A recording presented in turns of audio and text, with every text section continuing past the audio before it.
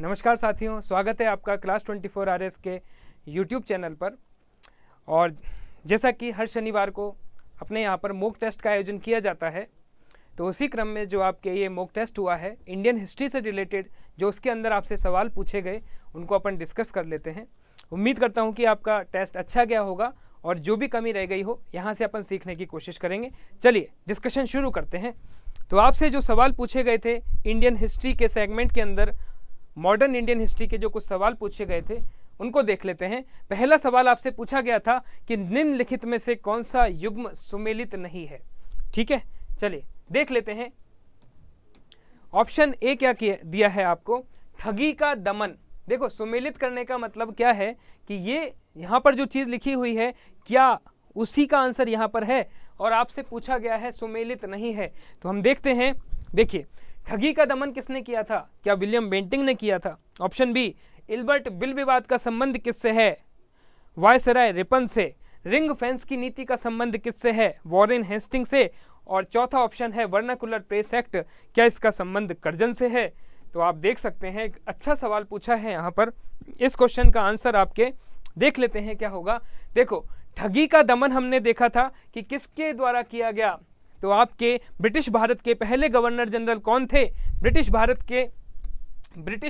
के पहले governor general थे आपके विलियम बेंटिंक। तो विलियम बेंटिंक के द्वारा यहाँ पर ठगी का दमन किया गया था। एकदम सही बात है। चलिए, इल्बर्ट बिल विवाद का संबंध किससे है? तो हमने पढ़ा था वायसराय के समय पर कि लॉर्ड रिपन के समय पर आपके इल्बर्ट बिल विवाद हुआ था, और इसके अंदर हमने देखा था कि किस प्रकार से भारतीय जो न्यायाधीश हैं उनको किसी ब्रिटिश व्यक्ति की जो सुनवाई है उसका अधिकार नहीं दिया जाता है। इसी के विरोध में इल्बर्ट एक सरकार के सामने एक सुझाव प्रस्तुत करते हैं और विरोध करते हैं। इसी को जाना जाता है इल्बर्ट बिल विवाद। इसका संबंध रिपन से है, बिल्कुल सही।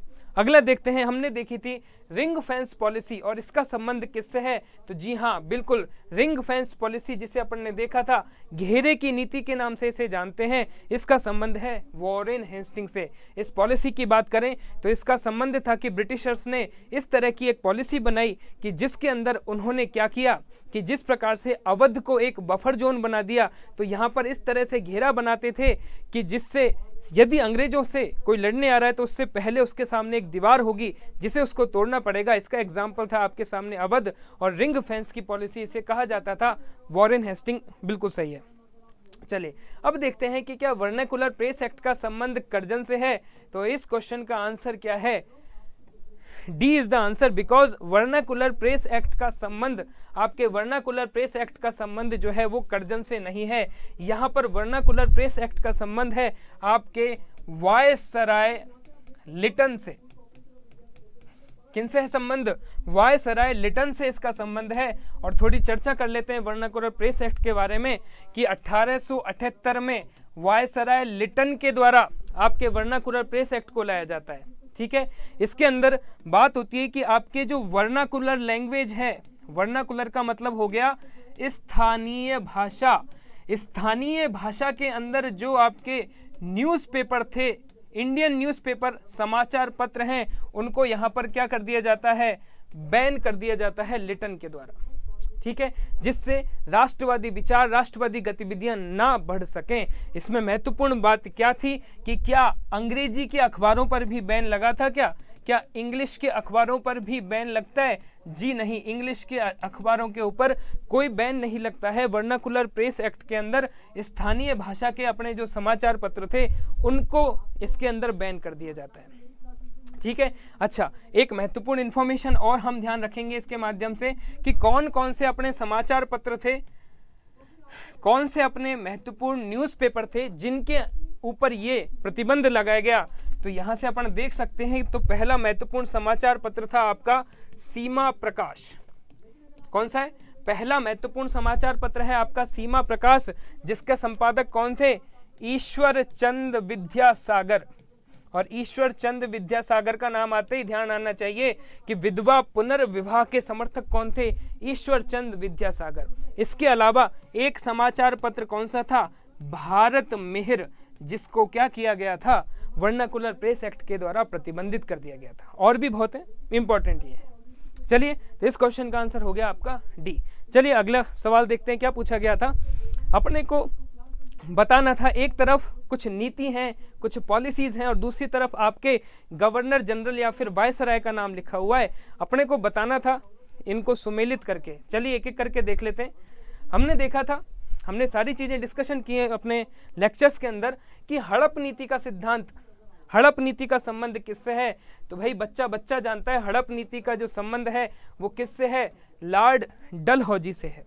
ठीक है, हड़प नीति की बात करें तो इसे क्या कहा जाता था, द डॉक्ट्रिन ऑफ लैप्स कहा जाता था, जिसके अंदर डलहौजी क्या किया करता था, हमने बात की थी, उसने 3 तरह की रियासतों के अंदर डिवाइड कर दिया था। और हमने देखा था कि ऐसी नंबर 3 पर आने वाली रियासत जो अंग्रेजों ने ही बनाई थी, उसमें गोद लेने की अनुमति नहीं दी जाती थी और उसको हड़प लिया जाता था, किसके द्वारा, डलहौजी के द्वारा। तो इस क्वेश्चन इसका ऑप्शन हो गया है 3। चलिए इसके बाद में बंगाल का विभाजन। बंगाल का विभाजन आप जानते हैं सन 1905 के अंदर बंगाल का विभाजन किया गया, जिसमें आपके बंगाल को 2 भागों में, पूर्वी बंगाल और पश्चिमी बंगाल के अंदर विभाजित कर दिया गया। और ये किसके समय पर किया गया, लॉर्ड कर्जन के समय किया गया। तो इसका आंसर हो जाएगा कर्जन। उसके बाद में देखें बंगाल के अंदर ड्यूल शासन शुरू करने वाला कौन था, तो बहुत अच्छे तरीके से जानते हैं हम कि क्लाइव, रॉबर्ट क्लाइव ने बंगाल के अंदर दोहरा शासन शुरू किया था, जिसके अंदर उसने व्यवस्थाओं को 2 पार्ट के अंदर डिवाइड कर दिया था। अच्छा, बात करते हैं हम सामाजिक सुधार की। तो बहुत सारे सामाजिक सुधार हैं जो किसके समय पर किए जाते हैं, विलियम बेंटिंग के समय पर किए जाते हैं। देखो याद करते हैं, सती प्रथा का उन्मूलन करने का प्रयास किसने किया, लॉर्ड विलियम बेंटिंग ने। इसके अलावा ठग प्रथा का उन्मूलन करने वाला कौन था, तो कहीं ना कहीं ठग प्रथा का उन्मूलन करने वाला भी बेंटिंग है। अफीम के व्यापार पर कंट्रोल करने वाला कौन था, तो वो भी आपके कौन है, बेंटिंग है। इसका मतलब सामाजिक सुधार का संबंध बेंटिंग से है। तो ऑप्शंस देखिए, आंसर क्या है, 3, 1, 2, 4। The option is correct, 3, 1, 2, 4, C is the right answer. चलिए अगला सवाल देखते हैं। निम्नलिखित घटनाओं पर विचार कीजिए और उनको उनके टाइम पीरियड के अनुसार, काल क्रम के अनुसार व्यवस्थित करना था। देखिए ऑप्शंस दिए थे आपको, सिक्किम का विलय, नंबर 2 झांसी का विलय, नंबर 3 पंजाब का विलय, एंड नंबर 4 इज वर्मा का विलय। तो मैंने आपको बताया था कि बहुत महत्वपूर्ण गवर्नर जनरल है आपके कौन सा, लॉर्ड डलहौजी। तो डलहौजी के समय ये जो विलय किए गए, उन्हीं से रिलेटेड सवाल पूछा गया है। तो डलहौजी ने जो विलय किए थे, मैं आपको याद दिला दूं, सबसे पहली पॉलिसी थी युद्ध करके विलय करना। ठीक है, उसके बाद में दूसरी पॉलिसी जिसे अपन बोलते हैं व्यपगत का सिद्धांत, या फिर इसे कहा जाता है द डॉक्ट्रिन ऑफ लैप्स। और तीसरी बात यदि करें तो गोद लेने को रोक दिया था, गोद निषेध का जो सिद्धांत है वो भी आपके कौन देता है, वो भी आपके देता है डलहौजी। और तीसरा इसने किया था क्या, कुशासन यानी मिस गवर्नेंस के आधार पर रियासतों का विलय किया था, किसके द्वारा, डलहौजी के द्वारा। ठीक है, तो आपसे सवाल में जो पूछा गया था वो ये सारे विलय थे। तो एक एक करके देख लेते हैं विलय कब हुए थे। हमने याद किया था कि सबसे पहले कब हुआ था विलय, तो सबसे पहले आपके पंजाब का विलय हुआ था 1849 में। उसके जस्ट बाद में आपने देखा कि किसका विलय हुआ था, 1850 में आपके हुआ था सिक्किम का विलय। 1851 के साल को छोड़ दिया था और फाइनली वर्मा का विलय कर लेता है 1852 में। बर्मा की बात करें तो कौन कौन सा क्षेत्र, लोअर बर्मा और पीगू का जो क्षेत्र है इसको जीत लिया जाता है युद्ध के द्वारा।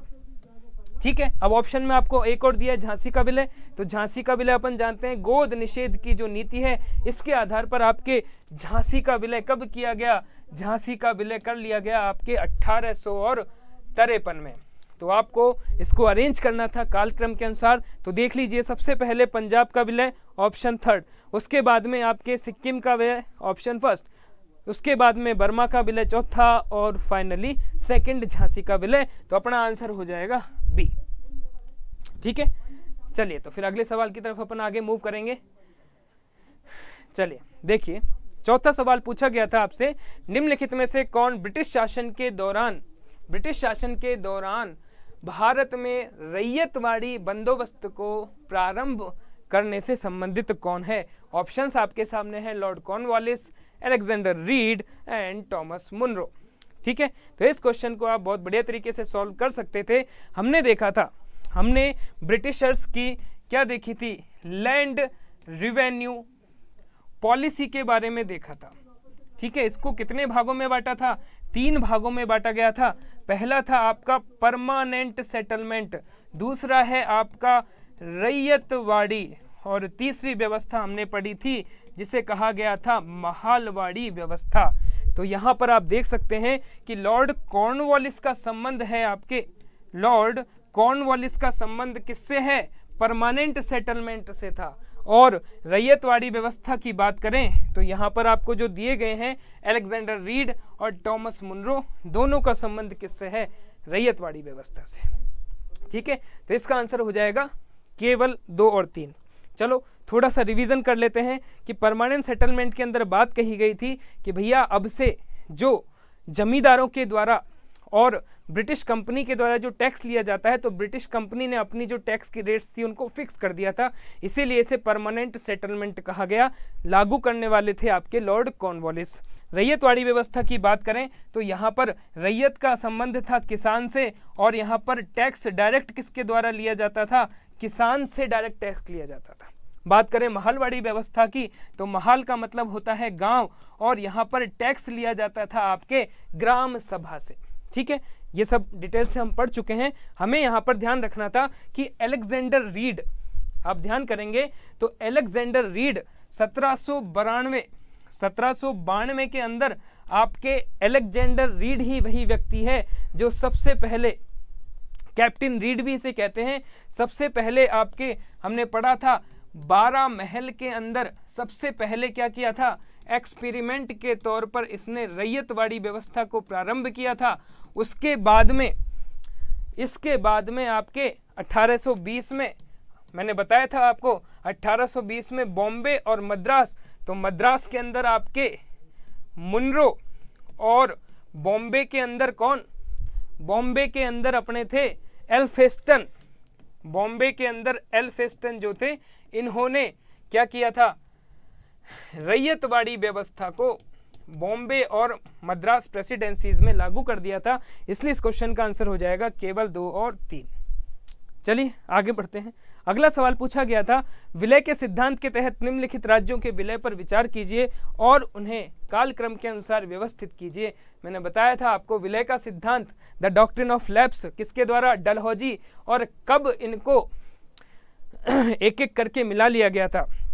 चलो 2 मिनट इसके बारे में बात कर लेते हैं कि डलहौजी ने 3 प्रकार की रियासतों के अंदर क्या किया था? वर्गीकरण किया था। उसके अंदर पहली रियासत थी जो स्वतंत्र थी, दूसरी रियासत ऐसी थी जो कि आश्रित थी, और तीसरी रियासत ऐसी थी जो पूरी तरह से किस पर निर्भर थी? वो पूरी तरह से क्या थी? आपके निर्भर थी किस पर? अंग्रेजों पर। ठीक है, इन रियासतों की महत्वपूर्ण बात केवल ये थी, देखो जब ये स्वतंत्र थी इसका मतलब यहाँ पर किसी का भी राज्य नहीं था और ये किसी को भी टैक्स नहीं देते थे। आश्रित रियासत ऐसी थी जो या तो मराठा या फिर आपके मुगल के कंट्रोल में थी और इन्हीं को टैक्स देती थी।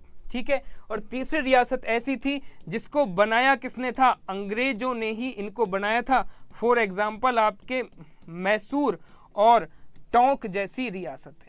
ठीक है, तो यहाँ पर गोद निषेध की जो नीति है उसकी बात करें तो गोद निषेध की यहाँ पर जो नीति है वो केवल और केवल नंबर 1 के ऊपर लागू नहीं होती थी। ये गोद ले सकते थे, दूसरे को केवल पूछना पड़ेगा लेकिन कहीं ना कहीं अनुमति मिल जाती थी। और तीसरी रियासत ऐसी थी जिनको किसी भी तरह से अंग्रेजों के द्वारा अनुमति नहीं दी गई। तो ये वही तीसरी रियासत हैं जिनको क्या किया गया था? विलय कर लिया गया था डलहौजी के द्वारा। ठीक है, अब मैं आपको यहाँ पर बता देता हूँ कि कौन कौन सी रियासत हैं जिनका विलय किया गया था, उसी को यहाँ पर व्यवस्थित करना है।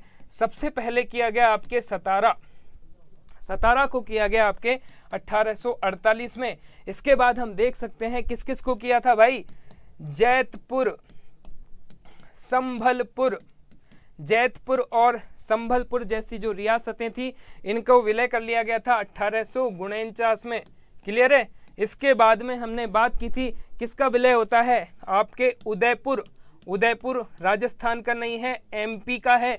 और उदयपुर का विलय कब कर लिया जाता है? 1852 के अंदर उदयपुर का विलय। इसके बाद सबसे महत्वपूर्ण हम जानते हैं आपके झांसी, और झांसी का विलय होता है 1853 में। इसके बाद में आपके नागपुर और फाइनली करौली का विलय किया जाता है, जिसे बाद में रद्द कर दिया जाता है। ठीक है, इनका सन था आपके 1854 और करौली का 1855। अब देख लीजिए कौन सा पूछा है। देखो कौन सा पूछा है यहाँ पर सिंपल सा पूछा है आपके सतारा। तो सतारा कब किया? 1848 में। झांसी 1853 में। ठीक है, और इसके साथ में कौन सा रह गया था अपने? अच्छा, बघाट रह गया। यहाँ पर बघाट की बात करें तो बघाट 1850 में। तो बघाट कब? 1850 में। उदयपुर आपका, ये उदयपुर है ना, उदयपुर है आपका कौन सा? मध्य प्रदेश, 1852। तो देख लो भाई आंसर क्या है। नंबर 1 सबसे पहले सतारा, उसके बाद में 1850 में बघाट, उसके बाद में 52 में उदयपुर और फाइनली झांसी। इस क्वेश्चन का आंसर हो जाएगा सी। ठीक है, तो ये कंसेप्ट भी क्लियर हो गया होगा। चलो आगे बढ़ते हैं। निम्नलिखित में से कौन अवध का ब्रिटिश रेजिडेंट था? अवध का ब्रिटिश रेजिडेंट कौन था भाई? अवध का ब्रिटिश रेजिडेंट था जब अवध का ब्रिटिश साम्राज्य में विलय हुआ। तो हम एक बार ध्यान दे लेते हैं कि ब्रिटिश साम्राज्य में अवध का विलय किया गया कुशासन की नीति के द्वारा। किसकी नीति थी? डलहौजी की कुशासन की नीति। और यहाँ पर अवध का जो राजा है उसका नाम है वाजिद अली शाह। तो वाजिद अली शाह को कुशासन के आधार पर ये क्या करता है? हटा देता है। और आप जानते हो किसकी रिपोर्ट के आधार पर हटाया जाता है? तो ये आउट्रम की रिपोर्ट थी, जिस रिपोर्ट के आधार पर वाजिद अली शाह को हटा दिया गया था। तो इस क्वेश्चन का आंसर हो जाएगा ए, जेम्स आउट्रम। पहले भेजा गया था कर्नल सलीमैन को, लेकिन ये परफेक्टली नहीं बता पाए थे। फिर आपके आउट्रम की जो रिपोर्ट थी उसके आधार पर आपके हटा दिया जाता है 1856 के अंदर। किसको? वाजिद अली शाह को। और बाद में 1857 की क्रांति में वाजिद अली शाह की पत्नी बेगम हजरत महल क्रांति का नेतृत्व करते हैं। चलिए अगला सवाल देख लेते हैं।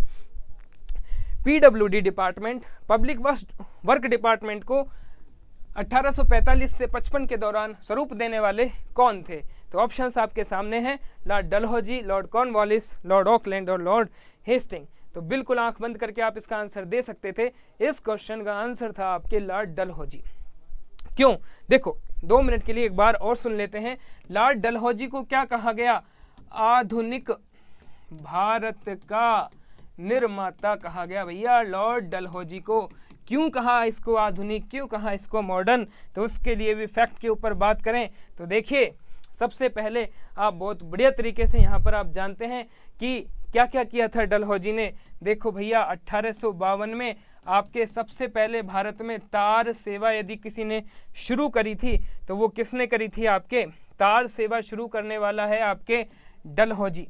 ठीक है, इसके अलावा 1853 में भारत में सबसे पहले रेल सेवा शुरू करने वाला है तो वो भी कौन था? डलहौजी। 1854 की बात करें तो भारत में सबसे पहले डाक सेवा शुरू करवाने वाला है डलहौजी। 1854 में जो इस क्वेश्चन का आंसर है पीडब्ल्यूडी, पब्लिक वर्क्स डिपार्टमेंट शुरू करवाने वाला कौन है? डलहौजी। इसके अलावा इंडियन इंजीनियरिंग सर्विसेज सबसे पहले शुरू करवाने वाला कौन है? डलहौजी। और हमारे लिए सबसे महत्वपूर्ण चीज़ जिसके ऊपर हमने बात की थी कि 1854 में एजुकेशन पॉलिसी लेके आने वाला कौन है? डलहौजी, जिसे कहा जाता है वुड डिस्पैच। और वुड डिस्पैच का नाम आप बहुत बढ़िया तरीके से जानते हैं कि इसे कहा जाता है भारतीय शिक्षा का मैग्ना कार्टा। क्या कहा जाता है? भारतीय शिक्षा का मैग्ना कार्टा। ये सभी चीजें किसके समय हुई थी? लॉर्ड डलहौजी के समय हुई थी। इसीलिए लॉर्ड डलहौजी को क्या कहा जाता है? The creator of modern India, और भारतीय आधुनिक मानचित्र का निर्माता। ठीक है, चलिए और देख लेते हैं। अंतिम सवाल जो पूछा गया था, भारत में करजन के प्रशासन की तुलना औरंगजेब से किसने की थी? आपके ऑप्शंस थे बाल गंगाधर तिलक, गोपाल कृष्ण गोखले, दादा भाई नौरोजी और एनी बेसेंट। इस क्वेश्चन का आंसर है गोपाल कृष्ण गोखले, क्योंकि गोपाल कृष्ण गोखले ही वो शख्स हैं जो कर्जन के शासन की तुलना किससे करते हैं? ये करते हैं आपके औरंगजेब से। ठीक है।